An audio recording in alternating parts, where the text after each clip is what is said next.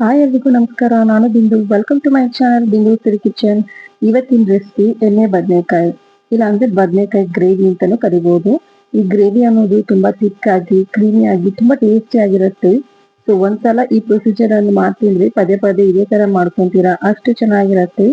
So ಇದಕ್ಕೆ ಬೇಕಾಗಿರುವ ingredients ಮತ್ತೆ ಇದನ್ನ ಹೇಗ್ ಮಾಡೋದು ಅಂತ ನೋಡೋಣ.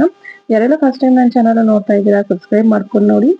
ಇದಕ್ಕೆ ಬೇಕಾಗಿರೋ ಇಂಗ್ರೀಡಿಯೆಂಟ್ಸ್ ಬಂದ್ಬಿಟ್ಟು ಒಂದ್ ಕೊಬ್ಬರಿ ಬದಲು ಬೇಕಾದ್ರೆ ನಾವು ಹಸಿ ಕೊಬ್ಬರಿನೂ ಹಾಕೋಬಹುದು. ಒಂದ್ ಸ್ವಲ್ಪ ಚಕ್ಕೆ, ಲವಂಗ, ಶುಂಠಿ, ಬೆಳ್ಳುಳ್ಳಿ, ಹಸಿಮೆಣಸಿನಕಾಯಿ, ಒಂದು ಮೀಡಿಯಂ ಸೈಜ್ ಈರುಳ್ಳಿ, ಒಂದು ಟೊಮಾಟೊ, ಒಂದ್ ಸ್ವಲ್ಪ ಕೊತ್ತಂಬರಿ ಸೊಪ್ಪು, ಒಂದ್ ಸ್ವಲ್ಪ ಪುದೀನ ಸೊಪ್ಪು, 2 ಸ್ಪೂನ್ ಆಗುವಷ್ಟು ಕಡಲೆಬೇಳೆ, ಒಂದ್ 2 ಸ್ಪೂನ್ ಬಿಳಿ ಎಳ್ಳು. ಅಂಡ್ ಬದನೆಕಾಯಿ ಅನ್ನೋದು ಈ ತರ ಲೈಟ್ ಗ್ರೀನ್ ಆಗಿರೋ ಬದನೆಕಾಯಿ ಆದ್ರೂ ತಗೋಬಹುದು. ನಿಮ್ಗೆ ಅವೈಲಬಿಲಿಟಿಯಲ್ಲಿ ಯಾವ ಕಲರ್ ಬದನೆಕಾಯಿ ಇದ್ರೂ ತಗೋಬಹುದು, ಚೆನ್ನಾಗಿರುತ್ತೆ. ನೆಕ್ಸ್ಟ್ ಇಲ್ಲೊಂದು ಪ್ಯಾನ್ ಇಟ್ಕೊಂಡು ಕಡಲೆ ಬೀಜನ ಫ್ರೈ ಮಾಡೋದು ಮೀಡಿಯಂ ಫ್ಲೇಮ್ ಅಲ್ಲಿ ಇಟ್ಕೊಂಡು ಫ್ರೈ ಮಾಡ್ಕೋಬೇಕು. ಕಡಲೆ ಬೀಜ ಎಲ್ಲ ಫ್ರೈ ಆದ್ಮೇಲೆ ಪ್ಯಾನ್ ಹೀಟ್ ಇರುತ್ತೆ. ಸೊ ಬಿಳಿ ಎಲ್ಲನ ಸೇರಿಸ್ಕೊಂಡು ಇದನ್ನ ಸ್ವಲ್ಪ ಫ್ರೈ ಮಾಡಿ ತಣ್ಣಗೆ ಮಾಡಿಟ್ಕೋಬೇಕು. ನೆಕ್ಸ್ಟ್ ಇದಕ್ಕೊಂದು ಪ್ಯಾನ್ ಇಟ್ಕೊಂಡು ಒಂದ್ 2 ಸ್ಪೂನ್ ಆಗುವಷ್ಟು ಎಣ್ಣೆನ ಸೇರಿಸ್ಕೊಂಡು ಎಣ್ಣೆ ಒಂದ್ ಸ್ವಲ್ಪ ಬಿಸಿ ಆದ್ಮೇಲೆ ಶುಂಠಿ, ಬೆಳ್ಳುಳ್ಳಿ, ಚಕ್ಕೆ, ಲವಂಗ, ಹಸಿಮೆಣಸಿನಕಾಯಿನ ಸೇರಿಸಿ ಒಂದ್ ಸ್ವಲ್ಪ ಆಯಿಲ್ ಅಲ್ಲಿ ಫ್ರೈ ಮಾಡ್ಕೋಬೇಕು. ಆಮೇಲೆ ಕಟ್ ಮಾಡಿ ಇಟ್ಕೊಂಡಿರುವ ಈರುಳ್ಳಿನ ಸೇರಿಸ್ಕೊಂಡು ಫ್ರೈ ಮಾಡ್ಕೊಂಡು ಇದಕ್ಕೆ ಒಂದು ಮೀಡಿಯಂ ಸೈಜ್ ಟೊಮೊಟೊ ಹಣ್ಣನ್ನ ಸೇರಿಸ್ಕೊಂಡು ಇದನ್ನ ಫ್ರೈ ಮಾಡ್ಕೊಳ್ಳಿ.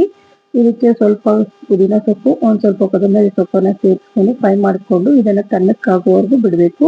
ಸ್ಟವ್ ಆಫ್ ಮಾಡಿ ನೆಕ್ಸ್ಟ್ ಒಂದು ಮಿಕ್ಸಿ ಜಾರ್ ತಗೊಂಡು ನಾವು ಇಲ್ಲಿ ತಗೊಂಡಿರ್ಬೇಕು ಒಂದ್ ಕೊಬ್ಬರಿ ಹುರಿದಿಟ್ಕೊಂಡಿರುವ ಈ ಕಡಲೆ ಬೀಜನ ಸೇರಿಸ್ಕೊಂಡು ಒಂದ್ ಸ್ವಲ್ಪ ಪುಡಿ ಮಾಡ್ಕೋಬೇಕು. ಈ ಪುಡಿ ಆದ್ಮೇಲೆ ನಾವು ಇಲ್ಲಿ ಫ್ರೈ ಮಾಡ್ಕೊಂಡು ತಣ್ಣಕ್ಕಾಗಿರುವಂತಹ ಈ ಮಸಾಲಾನ ಸೇರಿಸ್ಕೊಂಡು ಒಂದ್ ಸ್ವಲ್ಪ ನೀರನ್ನ ಸೇರಿಸಿ ರುಬ್ಕೋಬೇಕಾಗುತ್ತೆ. ಇಲ್ಲಿ ನಾನು ಖಾರಕ್ಕೆ 2 ಸ್ಪೂನ್ ಆಗುವಷ್ಟು ಚಿಲ್ಲಿ ಪೌಡರ್, ಒಂದ್ 2 ಸ್ಪೂನ್ ಆಗುವಷ್ಟು ಧನಿಯಾ ಪೌಡರ್ನ ಸೇರಿಸ್ಕೊಂಡು ಮಿಕ್ಸಿ ಮಾಡ್ಕೊತಾ ಇದೀನಿ. ಇಲ್ಲಿ ಬೇಕಾದ್ರೆ ನಾವು ಸ್ಪೈಸಸ್ ನಮ್ಗೆ ಎಷ್ಟು ಬೇಕು ಅಂತ ಖಾರಕ್ಕೆ ತಕ್ಕಷ್ಟು ನಾವು ಹಾಕೋಬಹುದು. ಒಂದ್ ಸ್ವಲ್ಪ ನೀರನ್ನ ಹಾಕಿ ಈ ತರ ಗಟ್ಟಿಯಾಗಿ ರುಬ್ಕೊಳ್ಬೇಕಾಗುತ್ತೆ. ನೆಕ್ಸ್ಟ್ ಇಲ್ಲಿ ಬದನೆಕಾಯಿ ಅನ್ನೋದು ನೋಡ್ಬೋದು, ಚೆನ್ನಾಗಿ ತೊಳೆದು ಈ ತರ 4 ಪೀಸಸ್ ಆಗಿ ಕಟ್ ಮಾಡಿ ಇಟ್ಕೊಂಡಿದೀನಿ. ಸೊ ಇದಕ್ಕೆ ನೆನೆಸೋವಾಗ ಸ್ವಲ್ಪ ಉಪ್ಪು ನೀರಲ್ಲಿ ನೆನೆಸೋದ್ರಿಂದ ಬದನೆಕಾಯಿ ಅನ್ನೋದು ಕಪ್ಪಕ್ಕಾಗಲ್ಲ.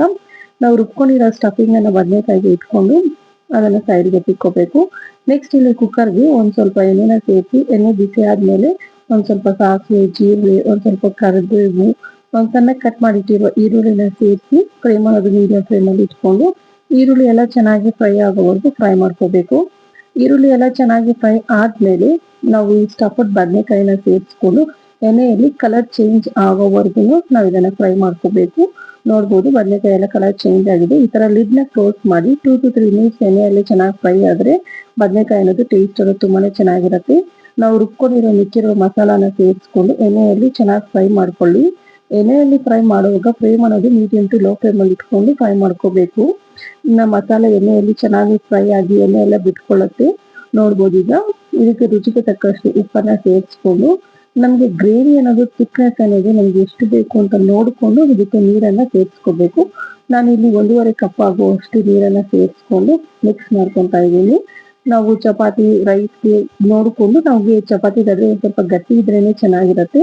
ಸೊ ಥಿಕ್ನೆಸ್ ಅನ್ನೋದು ಎಷ್ಟು ಬೇಕು ಅಂತ ನೋಡ್ಕೊಂಡು ನಾವು ವಾಟರ್ ಅನ್ನ ಅದು ಆಡ್ ಮಾಡ್ಕೋಬೇಕು. ನಾನು ಇಲ್ಲಿ ಕುಕ್ಕರ್ ಲಿಡ್ ನ ಕ್ಲೋಸ್ ಮಾಡಿ ಜಸ್ಟ್ ಒಂದು ವಿಸಲ್ ಅನ್ನ ಹಾಕ್ತಾ ಇದ್ದೀನಿ. ಒಂದು ವಿಸಲ್ ಹಾಕಿದ್ಮೇಲೆ ನೀವು ಕುಕ್ಕರ್ ಮಿಶ್ರ ತೆಗೆದು ನೋಡ್ಬೋದು ಬದನೆಕಾಯಿ ಅನ್ನೋದು ಎಷ್ಟು ಚೆನ್ನಾಗಿ ಬೆಂದಿದೆ ಅಂತ. ತುಂಬಾನೇ ಟೇಸ್ಟಿ ಆಗಿರುತ್ತೆ, ನೋಡೋದಕ್ಕೂ ಅಷ್ಟೇ ಕಲರ್ಫುಲ್ ಆಗಿರುತ್ತೆ. ಇದೊಮ್ಮೆ ಒಂದ್ಸಲ ಟ್ರೈ ಮಾಡಿ ನೋಡಿ. ಈ ರೆಸಿಪಿ ತುಂಬಾನೇ ಇಷ್ಟಪಡ್ತಾರೆ ನಿಮ್ಮ ಮನೆಯಲ್ಲಿ ಎಲ್ರು. ಈ ವಿಡಿಯೋ ಏನಾದ್ರು ಇಷ್ಟ ಆಗಿದ್ರೆ ನಮ್ಮ ಚಾನಲ್ನ ಸಬ್ಸ್ಕ್ರೈಬ್ ಮಾಡ್ಕೊಂಡು ನೋಡಿ, ನಿಮ್ಮ ಫ್ಯಾಮಿಲಿ ಫ್ರೆಂಡ್ಸ್ ಮೆಂಬರ್ಸ್ ಎಲ್ಲ ಶೇರ್ ಮಾಡಿ. ಅಂಡ್ ಈ ರೆಸಿಪಿನ ಒಂದ್ಸಲ ಟ್ರೈ ಮಾಡಿ ನೋಡಿ, ಪದೇ ಪದೇ ಮಾಡ್ಕೊಂತೀರ ಈ ಪ್ರೊಸೀಜರ್ ಅಲ್ಲಿ, ಅಷ್ಟು ಟೇಸ್ಟಿ ಆಗಿರುತ್ತೆ ಈ ಬದನೆಕಾಯಿ ಗ್ರೇವಿ ಅನ್ನೋದು. Thank you so much for watching.